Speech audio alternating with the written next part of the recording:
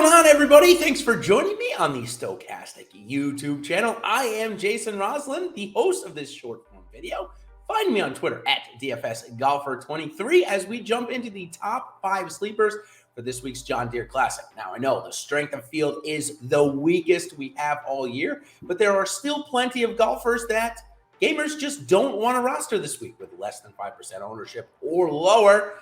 Plenty of opportunity to go chasing some against the grain plays. Now, thanks to PrizePicks, the sponsor of this short form video. I'll tell you about them in a little bit as we move along and start off with the bottom of the board here this week. As I always do on these videos, I go in ascending salary order. So let's start off with Hayden Buckley here this week, as he is playing some pretty solid golf here in this part of the season.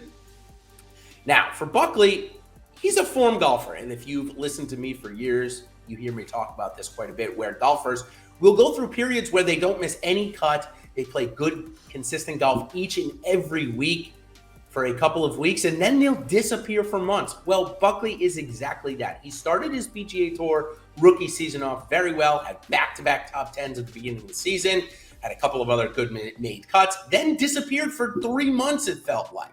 Did not make any cuts, played terrible, but then all of a sudden at the U.S. Open, form broke. He came in the top 15 of that event and then backed it up with a solid showing last week at the Travelers Championship, coming in 43rd. But that's because of a bad putting Sunday. He lost over 2 strokes putting on Sunday, where if he had just matched the field there, he'd have come inside of the top 25 in a very packed leaderboard. So for Buckley, he's also coming in at just 3% projected own. And when we look at his strokes gain stats on the season, he is in front of Taylor Pendrith, just barely, in terms of the best ball striker in this event. He's ranked 14th off the tee and 17th on the approach this season, but he's so bad with his short game. Hopefully here this week at TPC Deer Run, that won't come to fruition. He's ranked 185th and 176th with his short game. All right, let's talk to another guy who has put together good back-to-back starts. Another tour rookie who's maybe not even qualified as a rookie, playing through sponsors exemptions, is Chris Gotterup. He's coming in at 7,300 this week, and while maybe that's a little bit overpriced, it's going to keep his ownership quite low, somewhere around 2%. He's working off of back-to-back made cuts, 35th at the Travelers after a good Sunday, and 43rd at the U.S. Open, accumulating those points, those non-member FedEx Cup points, which, of course, if he ends up going on a run here in the next couple of weeks, well, that'll certainly help him either gain special temporary membership or at least qualify him for the Korn Ferry Tour Finals. But nonetheless, he's here this week. It's 150-1 in the odds as well. Check out the Odds Shopper YouTube channel, of course, to talk about all your sports betting and golf betting needs. But back to Gotterup here this week. We don't have stats on him, but after following him the last couple of weeks, and of course we do have strokes gained on him for the last 2 weeks, we see that his game has the ability to be very strong in all categories. Last week, he did slightly gain ball striking with just about a stroke gained on the approach and about 2.8 with his off the tee, plus a good putter gaining over 2.4 strokes for the week. So clearly a pretty good mixture. Seems to struggle around the green, at least in his 2 starts coming up here. But nonetheless, looks like he's got game, looks like he's here to stay. So at 7,300 and just 2% owned, we'll go back to him here this week. Third guy I want to talk about, and these next few golfers, what I tried to do is find guys that have played well this year and are going to be under 5% owned. David Lipsky is going to start off with that. He's coming in at 7,400 and just 3% owned this week. His most recent form, he missed the cut at the Travelers last week. He has not come here to TPC Deer Run quite yet, but he's had a high-end season, a high upside season with a couple of top 10s. So strokes gained off the tee is 122nd this year, 96 on the approach, 128 around the green, and 116 putting. So basically average to slightly above average in all of the categories. Maybe this week we have the ceiling week on a couple of those, which should push him into the top 15 of the event. All right, next guy is a Ben O'Raza Special CT Ban. He's priced up at 8,100 this week after missing the cut last week at the Travelers, also missed the cut last year here at the John Deere Classic, but he's had a solid stretch in the season. Outside of his withdrawal, he had made quite a number of cuts in a row, being strong with his approaches, which, if you look at his statistical categories this year, actually is his worst attribute. So the fact that he's performing best at his worst attribute is a good sign coming here this week. He's ranked 112th off the tee this season, 133 on the approach, 53 around the green, and 105 putting. And lastly, I found the only golfer priced above $9,000 this week that's going to be under 10%, and it is Jason Day.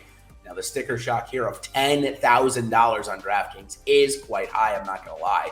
But if you're looking for an against-the-grain play up here, he's basically your only option. He's coming in at just 7% owned off of a missed cut at the Travelers where he looked terrible.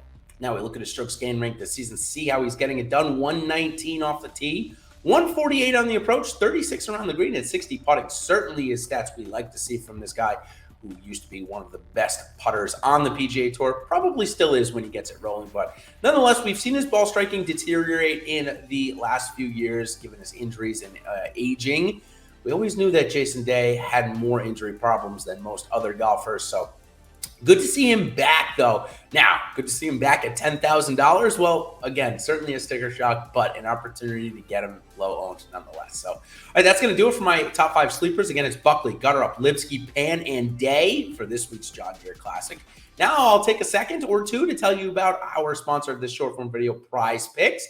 They are a daily fantasy props-based contest that require no sharks, no optimizers, just you and the knowledge and picks that you choose. You can pick up to 5 athletes for your lineup where you're going to win 10x your money if you get all of those 5 props correct. I'll give you an example of what we could see from a prop. If you're a live golf fan, well, they've put up some props for that contest starting on Thursday, including number of birdies or better in the first round, the number of strokes in the first round, or a birdies or better matchup.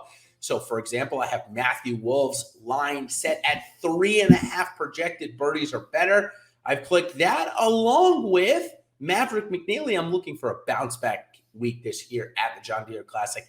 His line is set at 3.5 birdies or better as well. I'm going to take the over on both of them. And because tennis is going on here this week, well, I'm going to add in something to that as well, just so we can show the ability to pick cross sports. So Serena Williams, well, she's going off today at 11:45 against H. Tan, and her line is set at 6.5 aces. Well, I like her to go over on that. So I'm going to click her name and click over as well. What we're going to do, there's a 3-pack of bets, and that is going to give you a 5x payout. So you bet 20 to win 100. That is how Prize Picks works. Check them out online at app.prizepicks.com or download them in the Google Store or App Store today. Google Play, I should say, or App Store today. All right, that's going to do it for me here on the top 5 sleepers for the John Deere Classic. Again, thank you all for joining me on this short form video. Again, make sure you follow me on Twitter at DFSGolfer23. Good luck this week at the John Deere Classic, everyone. We'll see you across the pond for the next 2 weeks after this. So good luck. We'll see you on the other side. Cheers.